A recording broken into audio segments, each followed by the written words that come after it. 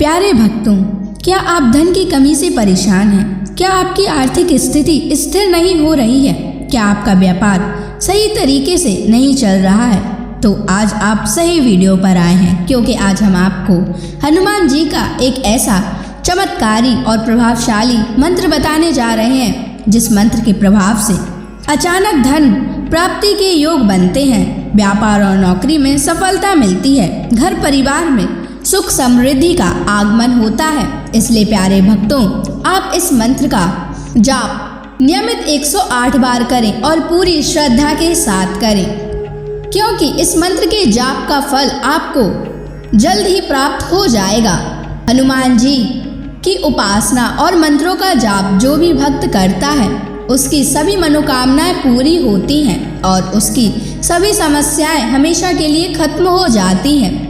वो सदैव के लिए हनुमान जी के शरणों में चला जाता है और उस पर हमेशा हनुमान जी की असीम कृपा बनी रहती है। इसलिए प्यारे भक्तों, इस मंत्र का जाप नियमित 108 बार करें और जब भी आप इस मंत्र का जाप करें तो इस वीडियो को चला लें। आप इस वीडियो को अपने मोबाइल फ़ोन पर चलाकर अपने घर, दुकान या ऑफिस में छोड़ दें, जिससे हनुमान जी की कृपा उन सभी स्थानों पर भी बनी रहे और आपकी कार्य में आपको सफलता प्राप्त हो। अगर आप हनुमान जी का आशीर्वाद प्राप्त करना चाहते हैं तो इस वीडियो को लाइक और चैनल को सब्सक्राइब जरूर कर दीजिए और कमेंट बॉक्स में हनुमान जी की जय अवश्य लिख दीजिए। तो चलिए भक्तों, मंत्र का जाप करना प्रारंभ करते हैं। ओम हनुमते वज्रदेहाय कर्म सिद्धिं कुरु स्वाहा। ओम हनुमते वज्रदेहाय कर्म सिद्धिं कुरु स्वाहा। ओम हनुमते वज्रदेहाय कर्म सिद्धिं कुरु स्वाहा। ओम हनुमते वज्रदेहाय कर्म सिद्धिं कुरु स्वाहा। ओम हनुमते वज्रदेहाय कर्म सिद्धिं कुरु स्वाहा। ओम हनुमते वज्रदेहाय कर्म सिद्धिं कुरु स्वाहा। ओम हनुमते वज्रदेहाय कर्म सिद्धिं कुरु स्वाहा। ओम हनुमते वज्रदेहाय कर्म सिद्धिं कुरु स्वाहा। ओम हनुमते वज्रदेहाय कर्म सिद्धिं कुरु स्वाहा। ओम हनुमते वज्रदेहाय कर्म सिद्धिं कुरु स्वाहा। ओम हनुमते वज्रदेहाय कर्म सिद्धिं कुरु स्वाहा। ओम हनुमते वज्रदेहाय कर्म सिद्धिं कुरु कुरु स्वाहा। ॐ हनुमते वज्रदेहाय कर्म सिद्धिं कुरु कुरु स्वाहा।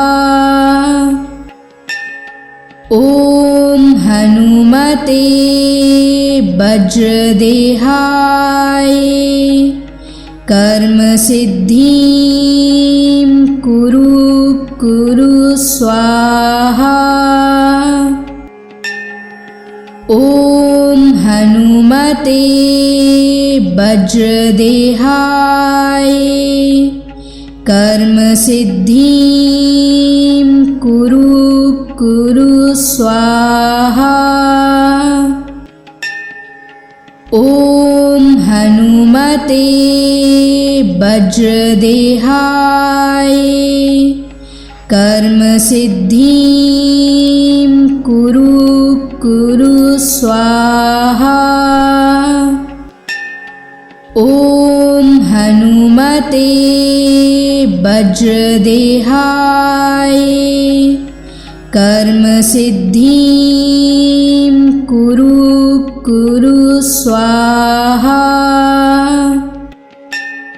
ॐ हनुमते वज्रदेहाय कर्म सिद्धिं कुरु कुरु स्वाहा। ॐ हनुमते वज्रदेहाय कर्म सिद्धिं कुरु कुरु स्वाहा।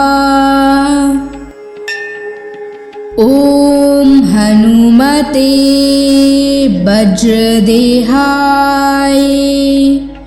कर्म सिद्धिं कुरु कुरु स्वाहा।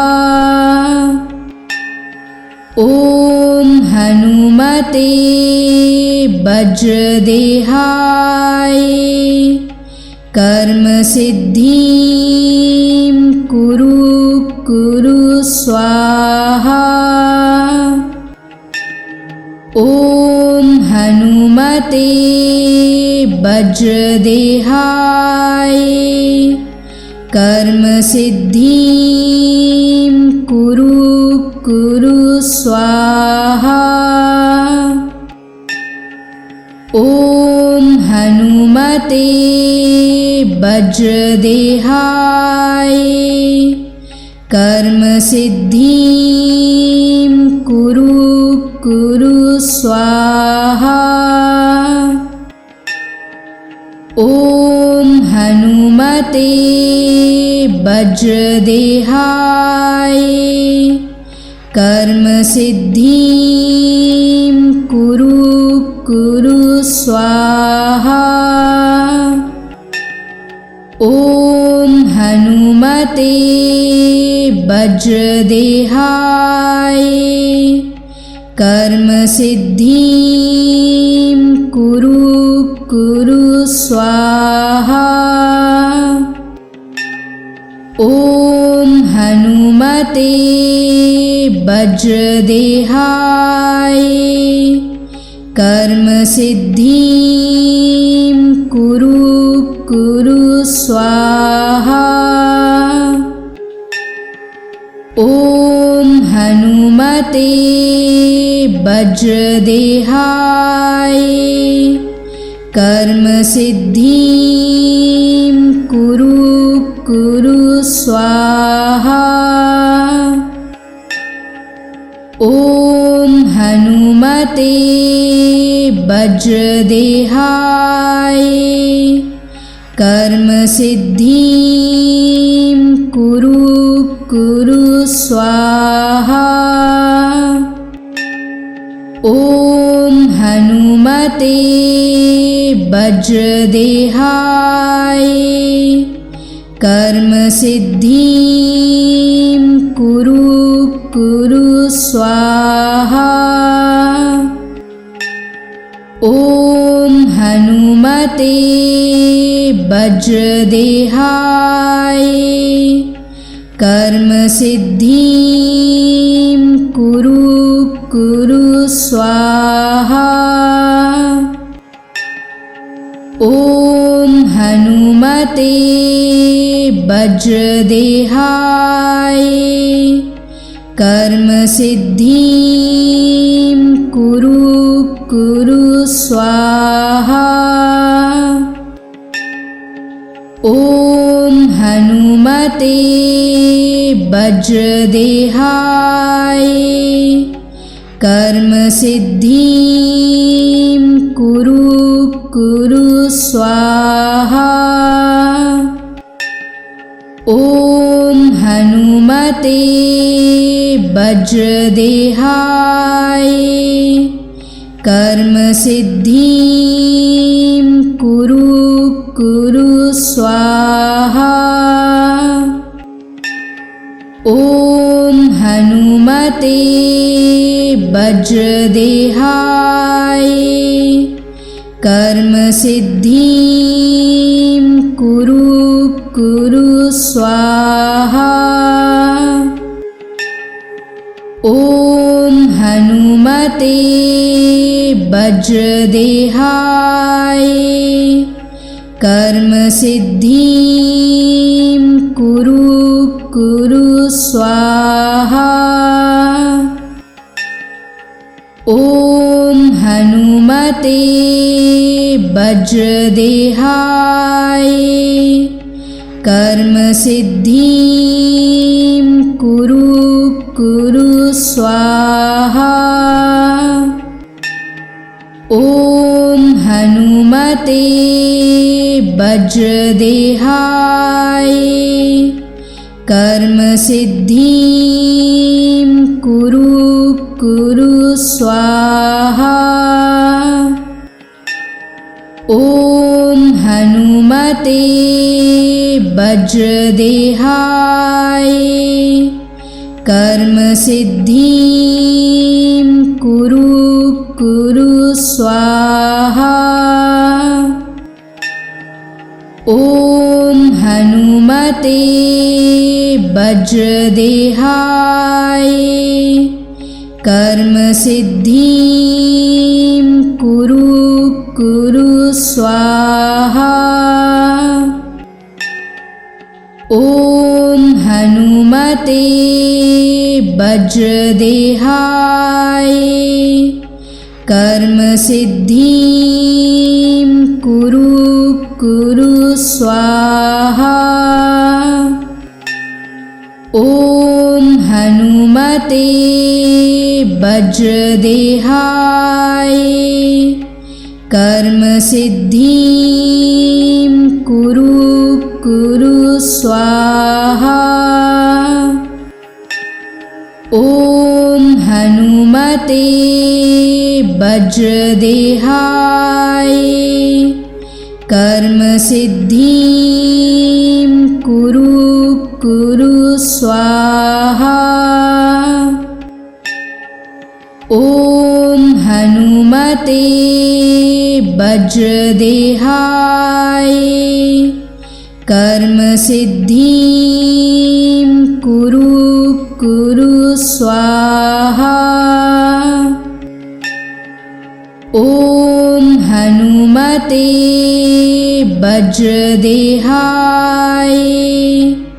कर्म सिद्धिं कुरु स्वाहा।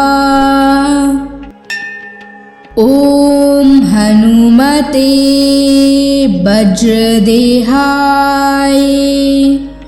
कर्म सिद्धिं कुरु स्वाहा। ॐ हनुमते वज्रदेहाय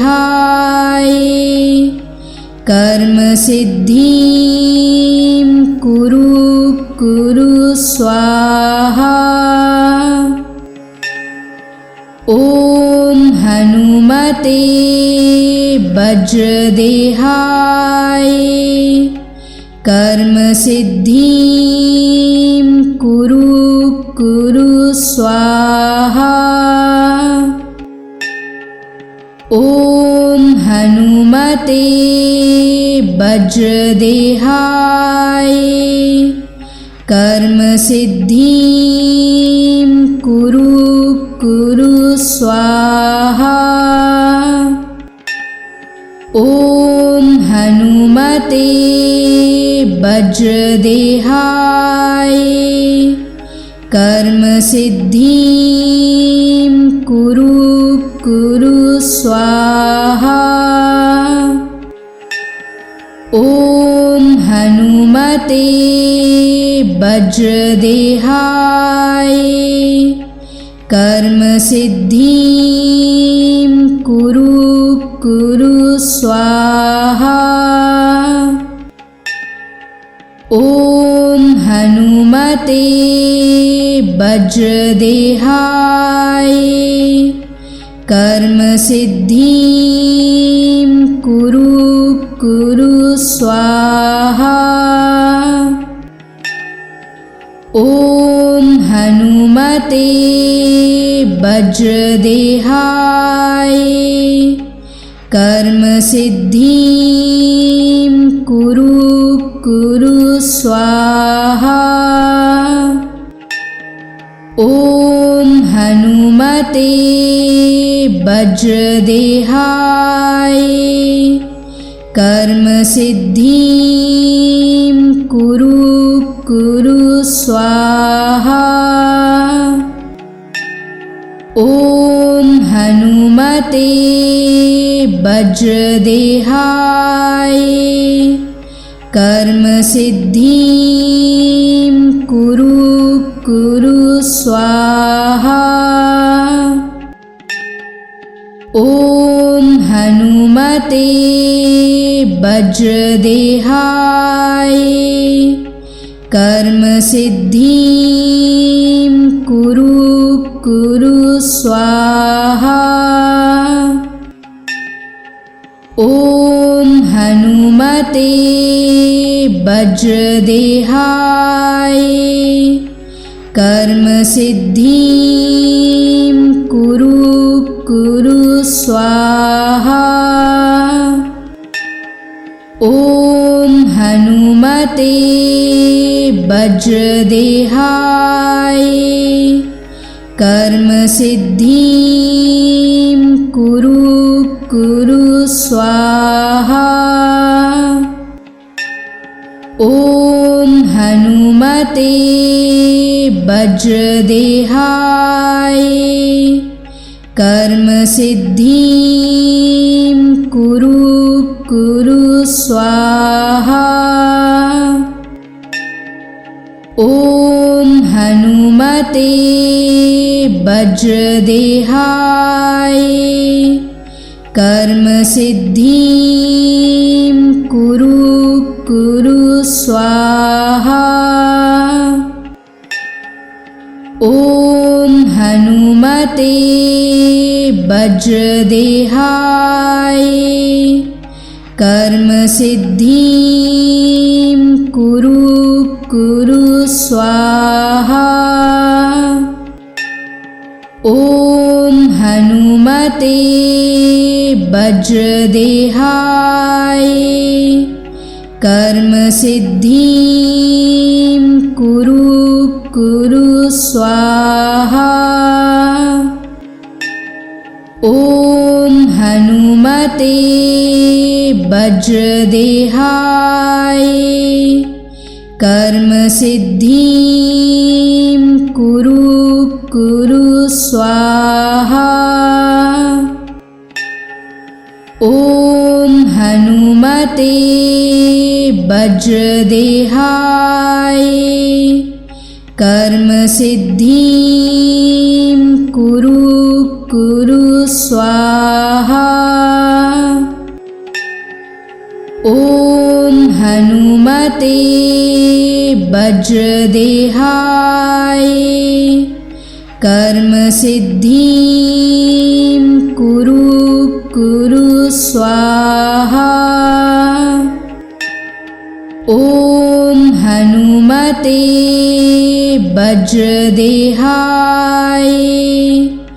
कर्मसिद्धिं कुरु स्वाहा। ॐ हनुमते वज्रदेहाय कर्मसिद्धिं कुरु स्वाहा। ॐ हनुमते वज्रदेहाय कर्मसिद्धिं कुरु स्वाहा। ॐ हनुमते वज्रदेहाय कर्मसिद्धिं कुरु स्वाहा। ॐ हनुमते वज्रदेहाय कर्मसिद्धिं कुरु स्वाहा। ॐ हनुमते वज्रदेहाय कर्मसिद्धिं कुरु स्वाहा। ॐ हनुमते वज्रदेहाय कर्मसिद्धिं कुरु स्वाहा। ॐ हनुमते वज्रदेहाय कर्मसिद्धिं कुरु स्वाहा। ॐ हनुमते वज्रदेहाय कर्मसिद्धिं कुरु स्वाहा।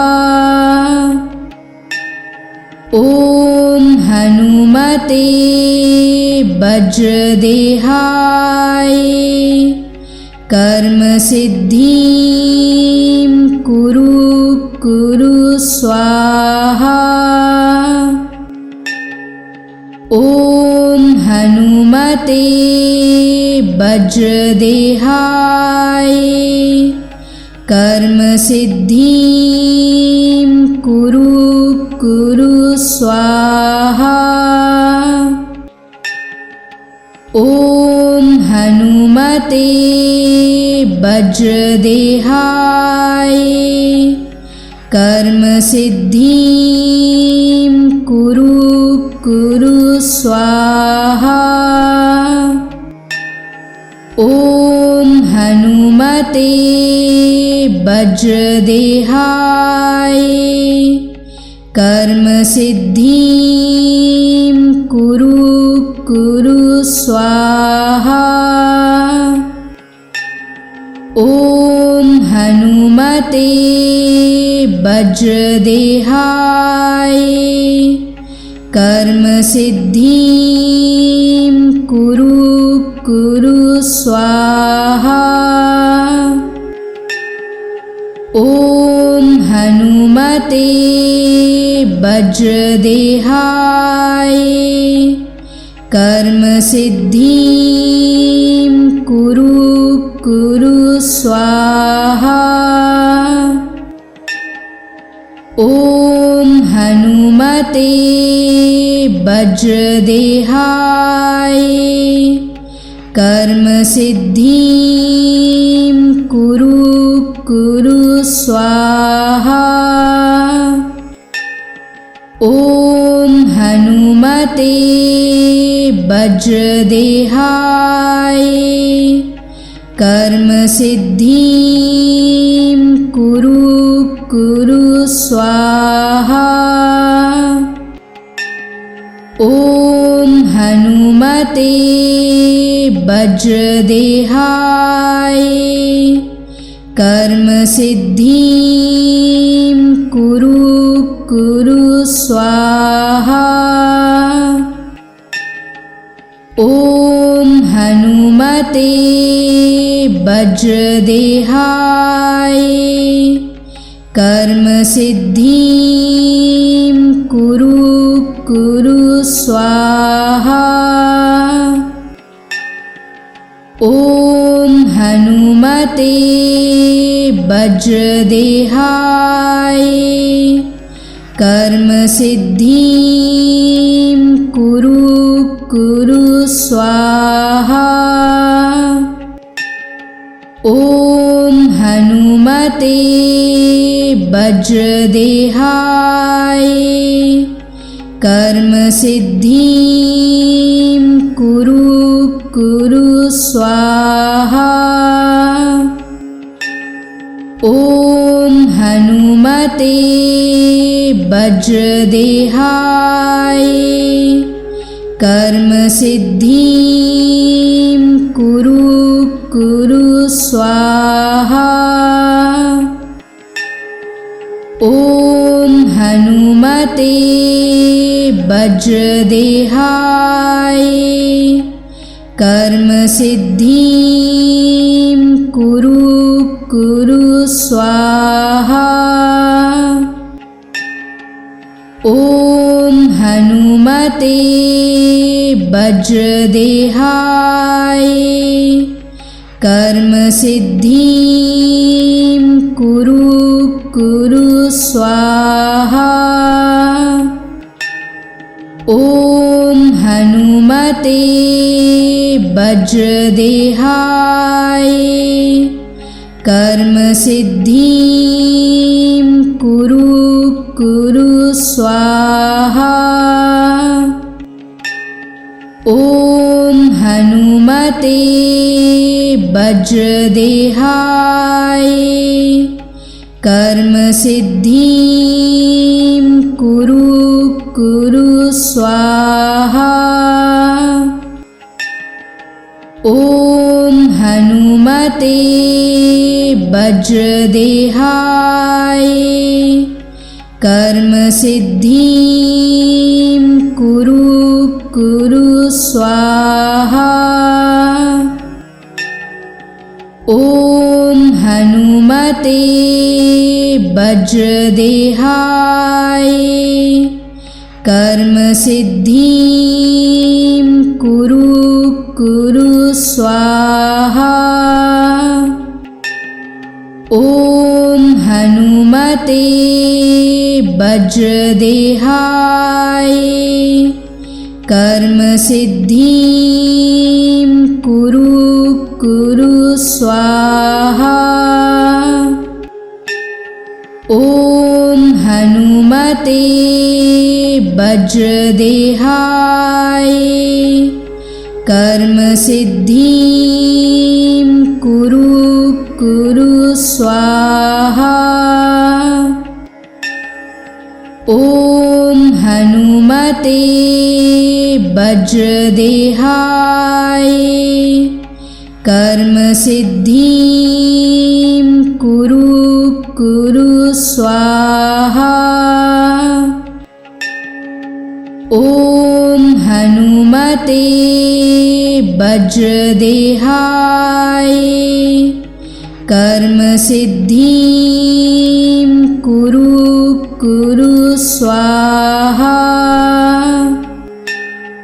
ॐ हनुमते वज्रदेहाय कर्म सिद्धिं कुरु कुरु स्वाहा। ॐ हनुमते वज्रदेहाय कर्म सिद्धिं कुरु कुरु स्वाहा। ॐ हनुमते वज्रदेहाय कर्म सिद्धिं कुरु कुरु स्वाहा। ॐ हनुमते वज्रदेहाय कर्म सिद्धिं कुरु स्वाहा। ॐ हनुमते वज्रदेहाय कर्म सिद्धिं कुरु स्वाहा। ॐ हनुमते वज्रदेहाय कर्म सिद्धिं कुरु स्वाहा। ॐ हनुमते वज्रदेहाय कर्म सिद्धिं कुरु स्वाहा। ॐ हनुमते वज्रदेहाय कर्म सिद्धिं कुरु स्वाहा। ॐ हनुमते वज्रदेहाय कर्म सिद्धिं कुरु स्वाहा। ॐ हनुमते वज्रदेहाय कर्म सिद्धिं कुरु स्वाहा। ॐ हनुमते वज्रदेहाय कर्म सिद्धिं कुरु स्वाहा। ॐ हनुमते वज्रदेहाय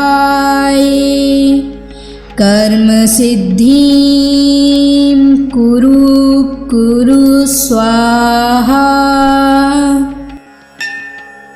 ॐ हनुमते वज्रदेहाय कर्म सिद्धिं कुरु स्वाहा। ॐ हनुमते वज्रदेहाय कर्म सिद्धिं कुरु स्वाहा। ॐ हनुमते वज्रदेहाय कर्म सिद्धिं कुरु स्वाहा। ॐ हनुमते वज्रदेहाय कर्म सिद्धिं कुरु स्वाहा।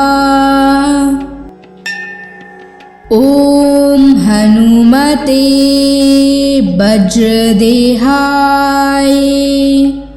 कर्म सिद्धिं कुरु स्वाहा। ॐ हनुमते वज्रदेहाय कर्म सिद्धिं कुरु स्वाहा।